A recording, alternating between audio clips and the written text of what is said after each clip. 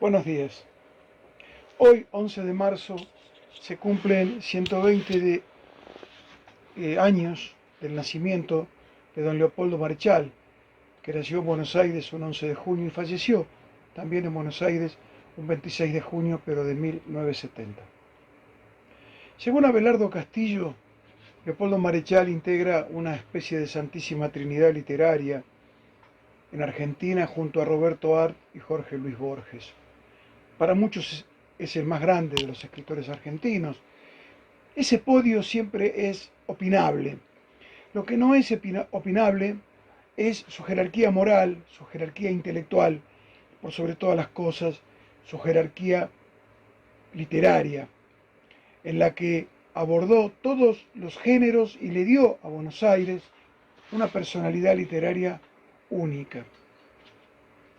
Hace pocos días, la revista Caras y Caretas dedicó el número de junio íntegramente a abordar la vida y la obra de don Leopoldo Marechal. Eso está en todos los kioscos. En la tapa de esa revista, el título dice Leopoldo Marechal, el fundador de Buenos Aires. Título que yo ya había oído en otras oportunidades, pero que no deja de sorprenderme, porque sabemos que Leopoldo le dio a nuestra pampa, a nuestras ciudades y a nuestro cielo, la llenó de ángeles y demonios, la llenó de héroes y de malandras de todos los calibres. Así que bienvenido ese título y bienvenido ese homenaje que le realiza la revista. Él nos ha dejado una recomendación, un consejo que yo quisiera repetirles para aquellos que no lo recuerdan, que viene bien en todos los momentos y en todas las generaciones. Dice Marechal, al salir el sol entrarás en un campo de batalla. Ángeles y demonios pelean en los hombres, el bien y el mal se cruzan invisibles aceros. Y has de andar con el ojo del alma bien abierto si pretendes estar en el costado limpio de la batalla. Nada es trivial en esta guerra. Basta el peso ladrón de una bolsa de azúcar para que llore un ángel y se ría un demonio. Eso nos lo dice, creo que en el segundo día del Heptamerón, libro publicado en 1966.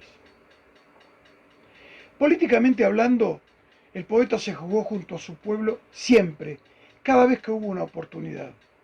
En 1918, cuando votó por primera vez, lo hizo por el Partido Socialista de Alfredo Palacios.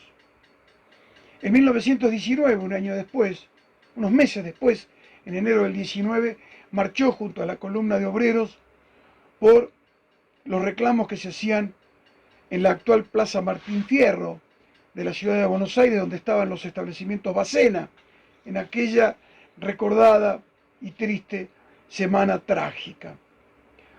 El 6 de agosto de 1927, consultado para una encuesta del diario Crítica, se manifestó en contra de la condena a los anarquistas Sacco y Vanzetti, y ese mismo año se incorporó junto a otros intelectuales al comité pro candidatura de la segunda presidencia de don Hipólito Yrigoyen. Ese comité lo presidía Jorge Luis Borges y el vicepresidente era él, y esa comisión estaba integrada por prestigiosos hombres de nuestras letras como Macedonio Fernández, los hermanos Tuñón, Ulises Petit de Murat y otros.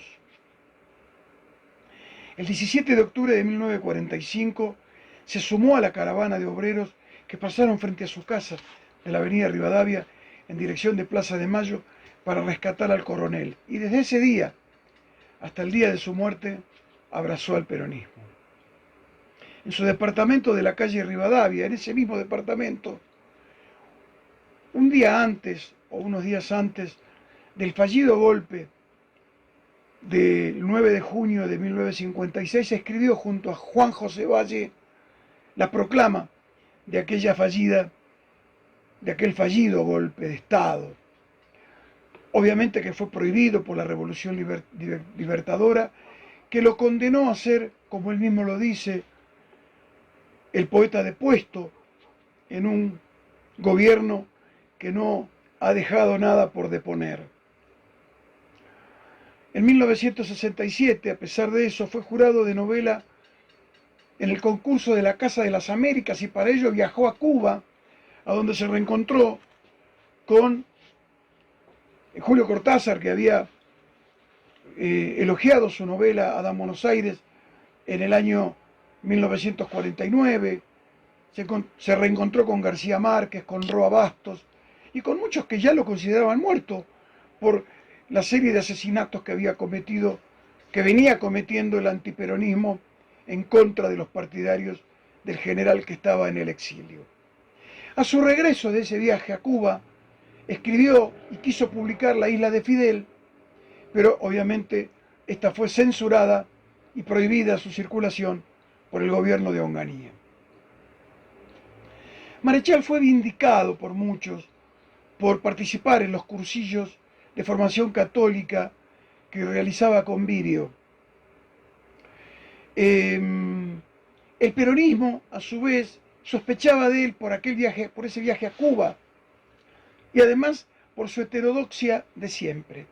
El mismo gobierno cubano sospechaba de él, primero porque era peronista y segundo porque provenía de un país gobernado según los dictados del Pentágono norteamericano.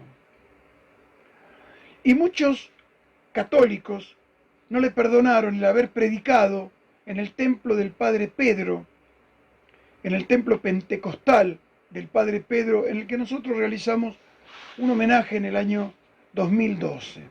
Así que yo lo veo a Marechal, siempre lo he sentido como una especie de Tupac, como una especie de megafón, tironeado por los cuatro costados de una patria que, como él mismo lo dice, aún no tiene bautismo.